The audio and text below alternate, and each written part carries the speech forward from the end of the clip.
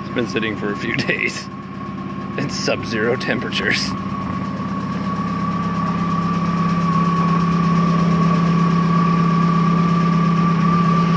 Listen to that turbo!